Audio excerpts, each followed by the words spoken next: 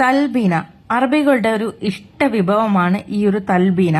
ഇത് നമുക്കൊരു ഡെസേർട്ട് പോലെ കഴിക്കാൻ പറ്റിയൊരു ഐറ്റമാണ്.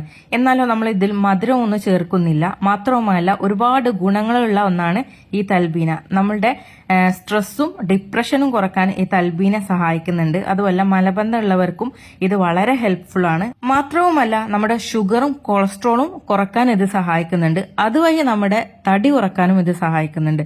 നമ്മളുടെ എല്ലിന്റെ ആരോഗ്യത്തിനും ഇത് വളരെ ഉപകാരപ്രദമാണ്. അതുകൊണ്ട് തന്നെ ആർക്കും കഴിക്കാൻ പറ്റിയ ഒരു വിഭവമാണ് കേട്ടോ ഇത്. നല്ല ടേസ്റ്റി ആയിട്ട് കഴിക്കാൻ പറ്റിയ ഒരു വിഭവം കൂടെ ആണ് എന്ന് നമുക്കിത് പറയാൻ പറ്റും. കാരണം ഇത് കഴിച്ചു നോക്കിയവർക്കറിയാം ഇതിന്റെ ഒരു രുചി. അതുകൊണ്ട് തന്നെ ഇത് ഇതുപോലെ നിങ്ങൾ തയ്യാറാക്കി നോക്കുക, തീർച്ചയായിട്ടും നിങ്ങൾക്ക് ഇഷ്ടപ്പെടും. അപ്പൊ എങ്ങനെയാണ് നമുക്കിത് ചെയ്തെടുക്കുന്നത് നോക്കാം. ഞാനിവിടെ 1 ലിറ്റർ പാലാണ് കേട്ടോ എടുക്കുന്നത്. നമ്മൾ വീട്ടിൽ എത്രത്തോളം ആളുകളുണ്ട് അതിനനുസരിച്ച് നമ്മൾക്ക് ക്വാണ്ടിറ്റി എടുക്കേണ്ടി വരും. ഈ 1 ലിറ്റർ പാല് കൊണ്ട് നമുക്കൊരു 4 ഗ്ലാസ്സേ ഇത് കിട്ടുള്ളൂ. ഒരാൾക്ക് 1 ഗ്ലാസ് പാല് എന്ന രീതിക്ക് തന്നെ നിങ്ങൾ എടുക്കുക. എന്നാലാണ് ഇത് അത്രയും ടേസ്റ്റി ആയിട്ട് നമുക്ക് കിട്ടുള്ളൂ.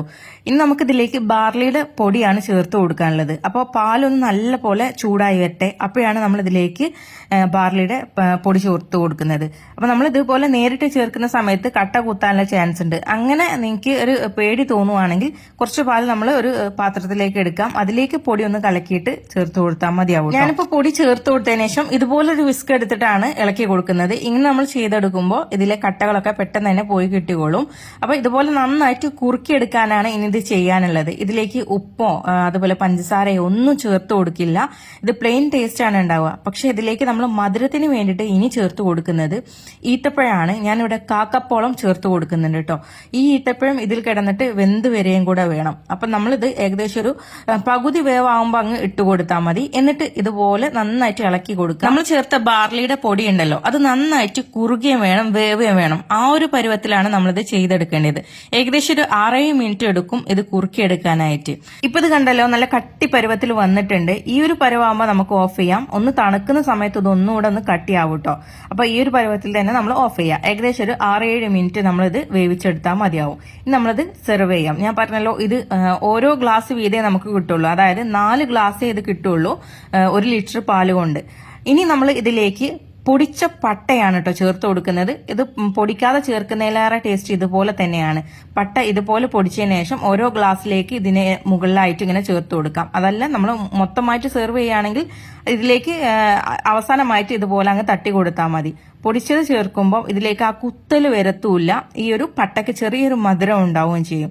അപ്പൊ അതുകൂടെ ആവുമ്പോൾ നല്ല ടേസ്റ്റിയാണ് ഇത്. ഇനി നമുക്ക് ഇതിലേക്ക് നട്ട്സുകളൊക്കെ ഒന്ന് ചേർത്ത് കൊടുക്കാം. ഞാനിവിടെ കാഷ്യൂ അതുപോലെ തന്നെ ബദാമും അതിന്റെ കൂടെ വാൾനട്ടും കൂടെയാണ് ചേർത്ത് കൊടുക്കുന്നത്. നിങ്ങൾക്ക് ഇനി പിസ്തയാണ് ഇഷ്ടമെങ്കിൽ അത് ചേർത്ത് കൊടുക്കാം കേട്ടോ. അതല്ല നിങ്ങളുടെ കയ്യിൽ ഇതിൽ ഏതെങ്കിലും ഒന്നാണ് ഉള്ളതെങ്കിൽ അത് മാത്രം ചേർത്തിട്ട് ഇത് സെർവ് ചെയ്യാം. ഇതൊന്നും ഇല്ലെങ്കിലും നിങ്ങൾക്ക് ഇത് സെർവ് ചെയ്യാവുന്നതാണ്. പിന്നെ ഇതിലേക്ക് നമ്മൾ മധുരത്തിന് ഈത്തപ്പഴമാണ് ചേർത്ത് കൊടുക്കുന്നത്. അതിന് പകരമായിട്ട് നമുക്ക് തേൻ ചേർത്ത് കൊടുക്കാം കേട്ടോ. ഇത് നമ്മൾ സെർവ് ചെയ്യുന്ന ആ സമയത്ത് മാത്രമാണ് ഇതിലേക്ക് തേൻ ചേർക്കുകയുള്ളൂ. ഇതിലേക്ക് നമ്മൾ അവസാനമായിട്ട് കുറച്ച് ഈത്തപ്പഴം ചേർത്ത് കൊടുക്കുന്നുണ്ട്. നമ്മൾ ആദ്യം വേവിച്ച സമയത്തും ചേർത്ത് കൊടുക്കുന്നുണ്ട്. അത് മാത്രം മതിയെങ്കിൽ അത് മാത്രം തന്നെ മതിയാവും. അതല്ല നമുക്ക് സെർവ് ചെയ്യുന്ന സമയത്ത് കുറച്ചുകൂടെ മധുരം വേണമെന്നുണ്ടെങ്കിൽ ഇതുപോലെ ഈത്തപ്പഴം ചേർത്ത് കൊടുക്കാം. അതല്ലെങ്കിൽ നമുക്ക് തേൻ ചേർത്തിട്ടും സെർവ് ചെയ്യാവുന്നതാണ് കേട്ടോ. ഇതാണ് അറബികളുടെ ഇഷ്ട വിഭവമായിട്ടുള്ള തൽബീന. എല്ലാവർക്കും തയ്യാറാക്കി നോക്കാവുന്ന ഒന്നാണിത്. ഇത് നമുക്ക് റംസാനിൽ മാത്രമല്ല അല്ലാത്ത ദിവസങ്ങളിലും ഉണ്ടാക്കി കഴിക്കാവുന്ന ഒന്നാണ്. കാരണം അത്രയേറെ ഗുണങ്ങൾ തരുന്ന ഒരു വിഭവം തന്നെയാണ്. ഈ ഒരു വീഡിയോ നിങ്ങൾക്ക് ഇഷ്ടപ്പെടുവാണെങ്കിൽ ലൈക്ക് ചെയ്യാനും ഷെയർ ചെയ്യാനും മറക്കരുത്. ചാനൽ ഫോളോ ചെയ്യാനും മറക്കരുത് കേട്ടോ. അപ്പൊ എല്ലാവർക്കും താങ്ക്സ് ഫോർ വാച്ചിങ്.